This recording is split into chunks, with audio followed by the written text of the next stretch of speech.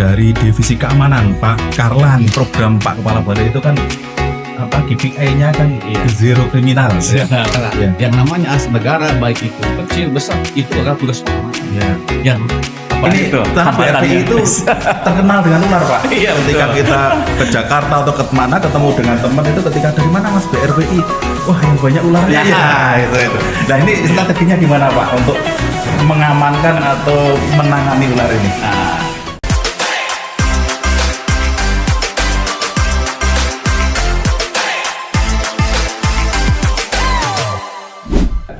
Assalamualaikum warahmatullahi wabarakatuh. Halo Sobat Fischat, selamat pagi dan selamat berjumpa kembali dengan Fischat Podcast BRPI.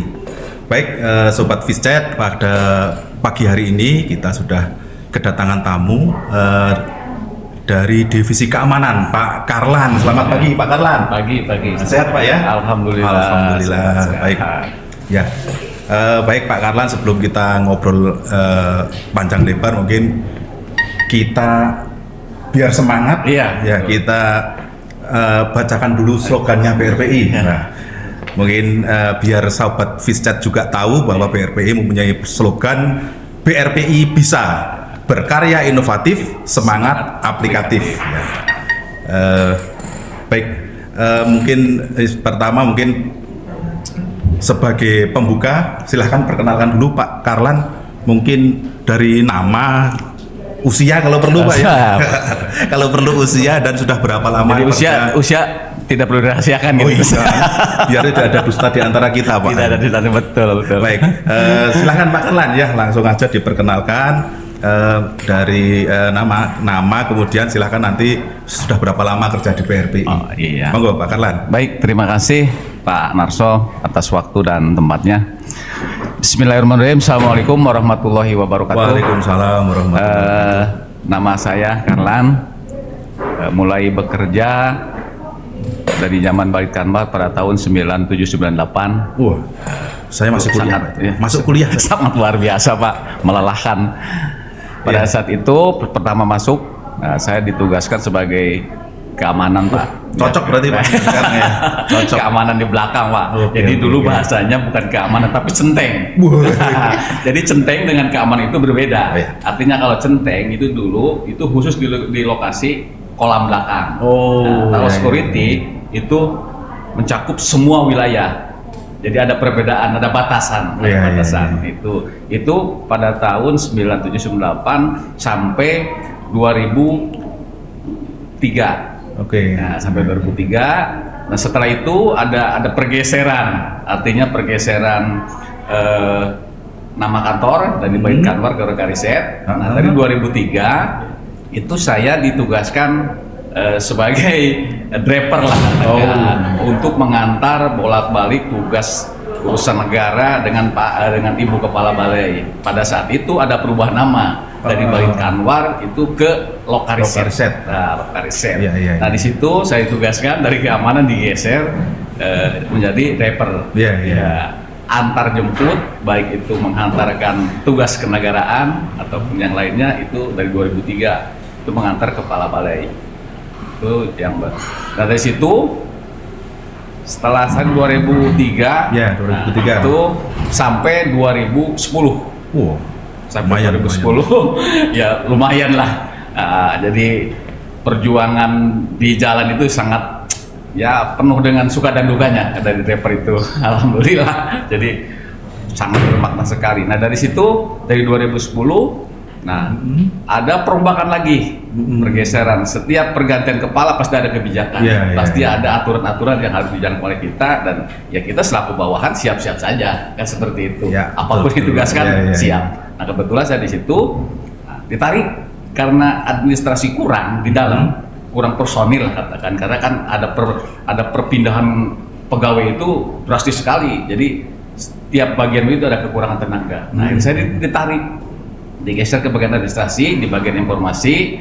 Nah, di situ sebagai administrasi di informasi itu selama 3 tahun.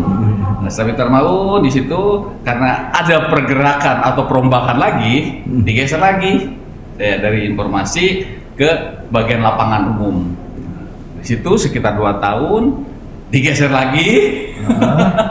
Jadi ya kita ikuti aja lah alur cerita gitu aja ya. Nah, geser lagi cari tarik lagi ke bagian kepegawaian.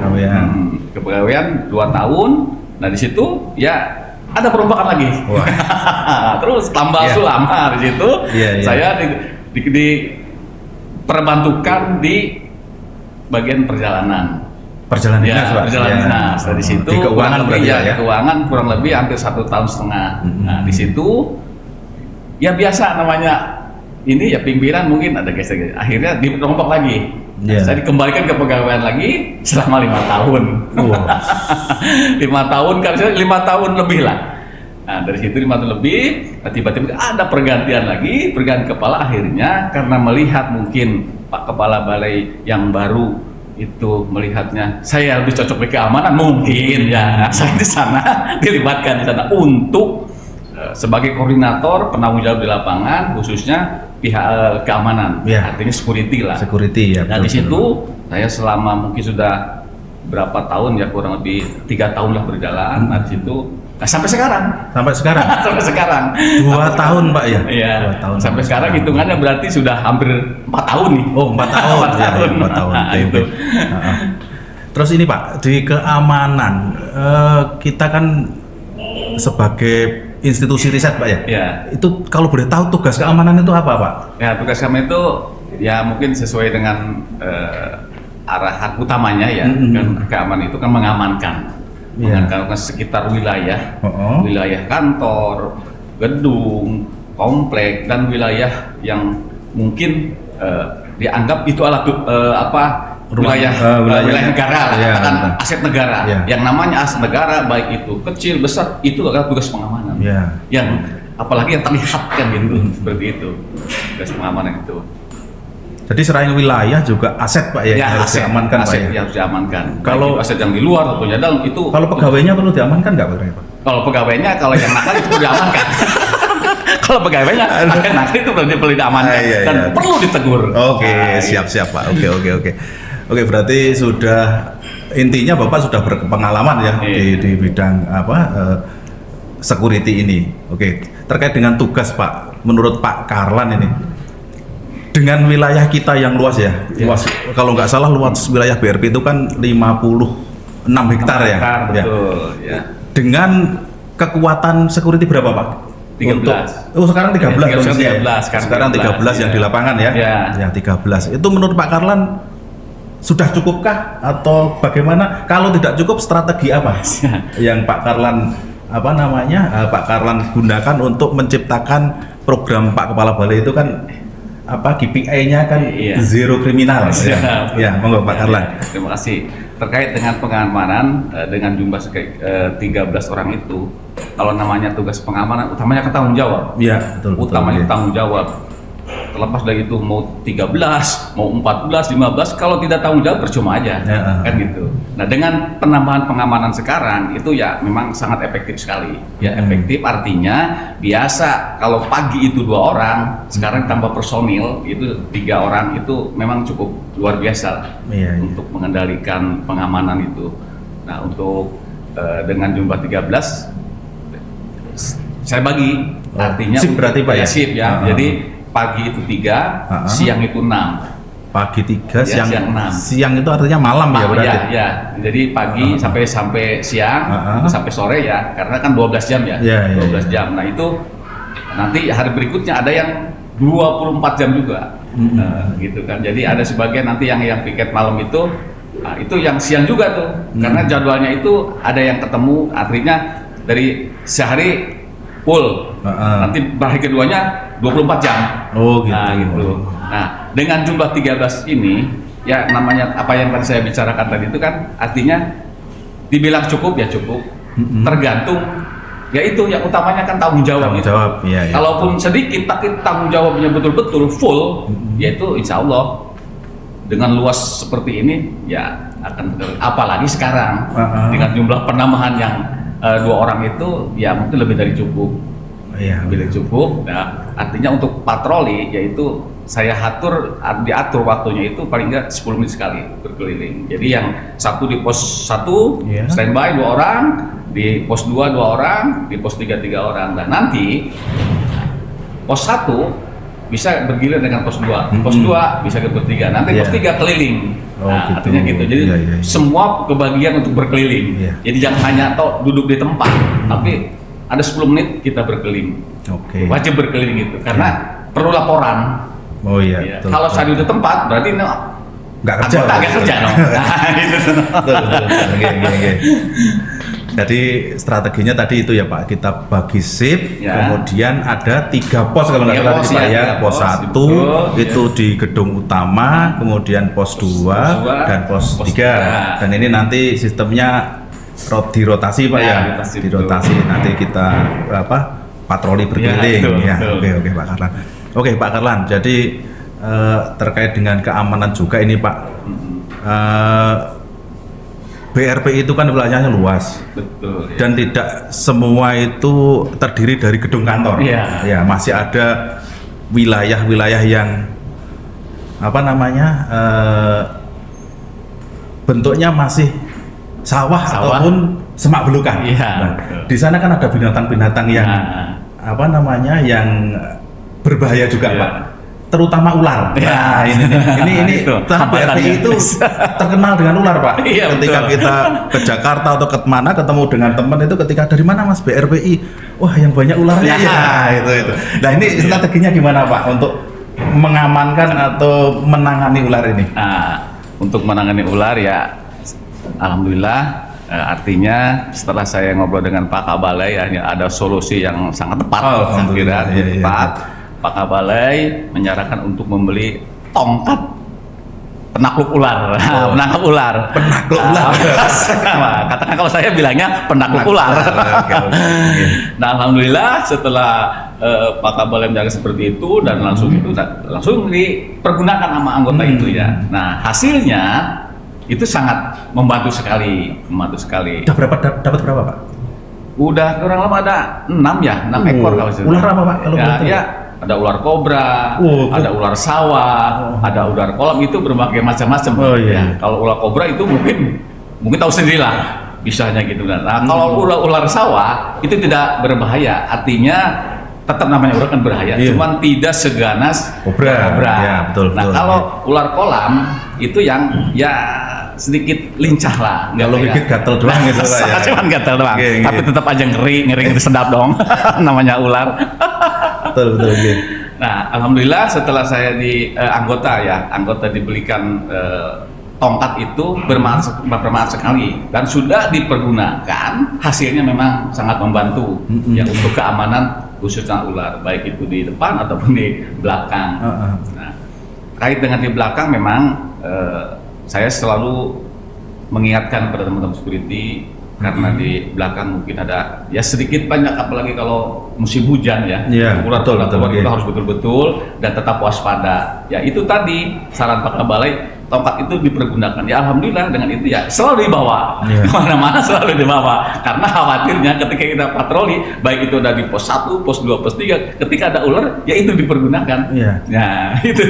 Tapi izin Pak saya potong sedikit ya. Tapi selain tongkat, pakaiannya APD lengkap Pak ya? Ya APD lengkap. K3 lah ya. K3 lah ya. Artinya safety lah, Jangan sampai nanti bawa tongkat tapi bawa kayak sandal.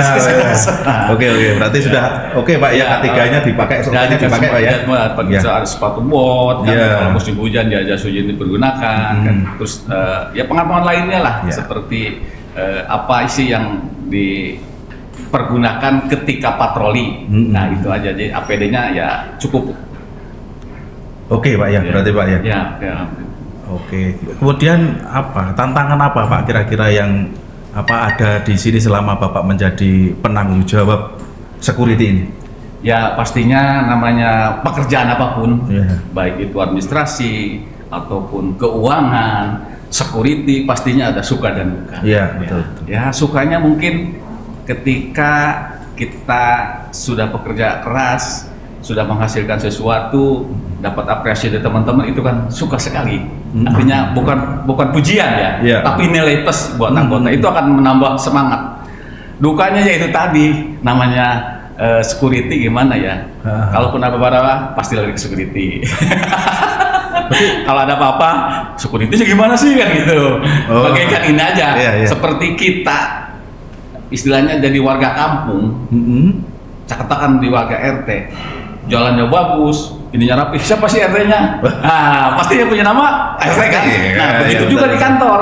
Kalau ada apa-apa, siapa sih satpamnya sekarang? Nah, kan gitu. Nah, gitu. Mungkin ya tetap kalau namanya suka dan duka pasti ada lah. Ada itu ya. Baik itu tentang penilaian ataupun apresiasi teman-teman. Ya, dukanya seperti tadi ya. Kalau misalkan jadi ini ya. Artinya ya namanya dukanya itu pasti ada lah. Seperti kalaupun ada ya tamu, ada apa-apa yang kurang terarahkan, kurang itu ya pastilah kita kalau masalah tegur itu sudah wajar lah, namanya kita security, tentunya pasti ada kesalahan-kesalahan yang tapi tidak fatal, yang perlu diperbaiki untuk kedepannya seperti itu, khususnya secara penerimaan. Utamanya saya menginstruksikan kepada anggota itu, pertama kita harus pelayanan prima, harus pelayanan prima, baik itu secara pakaian ataupun secara tingkah laku kita, utamanya sopan santun paling utama. Jadi ya itulah yang sudah saya berikan kepada teman-teman agar kita melayani dengan senang hati, melayani artinya setulus hati gitu kan. Baik Pak Karlan, itu tadi kan sudah disampaikan ya, termasuk sampai dengan suka dukanya. Nah, mungkin sekarang harapannya apa Pak? Kedepannya harapan Pak? Nanti kemungkinan Pak Kabale mendengar barangkali langsung di. Monggo Pak, harapannya apa Pak? Ya mudah-mudahan harapan kami ya, dengan anggota lainnya, mudah-mudahan harapan untuk kedepannya, mudah-mudahan balai ini tetap balai yang bisa berkembang. Amin. Berkembang itu secara baik itu secara penghasilannya, penghasilan PNBP-nya, penghasilan personal lainnya, dan utamanya nama BRPI mungkin akan lebih terkenal lagi. Amin. Dan harapan keamanan mungkin lebih kondusif lagi untuk kedepannya. Amin gitu ya. Mudah-mudahan kerjanya ataupun anggotanya lebih solid lagi. Utamanya kita jaga kebersamaan. Karena dengan kebersamaan, dengan penuh dengan kekeluargaan itu akan lebih meningkat, akan lebih penuh bermakna, akan lebih menghasilkan sesuatu untuk kantor ini. Ya, itu mungkin harapan saya, ya jagalah kekeluargaan untuk kita bersama di kantor ini. Terima kasih Pak Karlan atas waktunya. Udah Pak ya, ada lagi yang mau disampaikan? Harapannya? Cukup. Baik, kalau sudah cukup, baik Sobat Viset, inilah bincang kita pada pagi hari ini dengan Pak Karlan, di divisi keamanan. Mungkin itu Sobat Viset yang program pagi hari ini. Untuk selanjutnya kita bisa berjumpa lagi di tema-tema selanjutnya. Selamat pagi dan BRPI bisa berkarya inovatif, semangat aplikatif.